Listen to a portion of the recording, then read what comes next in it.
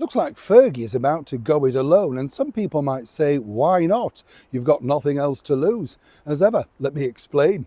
Hi, good morning. Nice to see you, chums. Thank you so much as ever for your time today, and welcome one and all. Lovely to have your company. Thank you. I'm glad, by the way, you enjoyed the story regarding Churchill and the Royals and the movie Serious Charge. That set a lot of memories off, doesn't it? 1959. I know, when you look at these things, you think it's not that long ago. And then you start going, tossing it up, and you think, absolutely. Do you have this memory? Tell me this. Do you have this memory? Sometimes they play a record on the radio, and you're thinking, oh, yeah, that's quite nice to hear a modern record. Then they say the year, and then you're sort of, I don't know, brushing your teeth or something. You think, oh, no, because you realise that it's a lot older than you think. I know, the 90s seem fresh to me. Yes, well, not the 1890s, obviously, but the 1990s. But, you know, you do come away thinking, where did that time go? Some people might say the same thing about Sarah Ferguson, divorced for 30 years, living in a land of splendour in many respects. It's one of the strangest divorces when you think about it, because clearly Prince Andrew and her had some kind of connection, whether you like that or not, you know. And as many of you know, I'd met and worked with Sarah on a number of occasions, and she's very much a sort of Marmite sort of character, you know, treated people in some respects not too good, treated people, if you stood up to her, okay. I would sort of say, you know, the problem that she had, and it's a classic scenario that we see played out time and time again, is, of course, you know, Andrew didn't really have enough to do. There wasn't much there once he'd left, of course, the armed forces, etc., that he was detailed to. I don't agree, by the way, with them taking away what he did for us in the Falklands. I think that's irrelevant. You know, that's what he did. You know, the personal stuff, that's up to him. As I said, he refutes all of that, you know, but the bottom line is it can be a little bit too, where you think, hang on a minute, you know.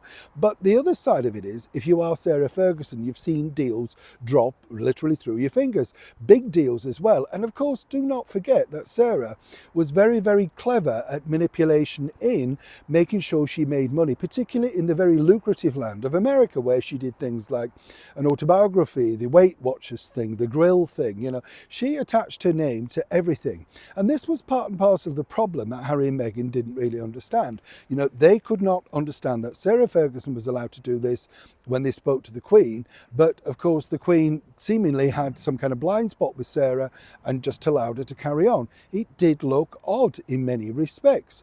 Now though, Sarah has found out that without the royal title, and this is a lesson to take notice of 100%, right?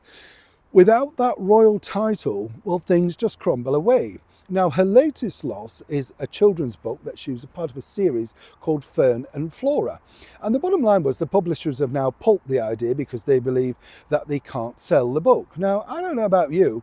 I think that that would have possibly sold out of curiosity. And children's books, do people really care about who's written them? I'm not quite sure. If the story's that good, really, maybe I'm wrong. But, you know, you look at the backlash against somebody like Enid Blyton, and yet she still remains one of the highest selling children's novelists of decades. Still, even to this day, sells loads, right?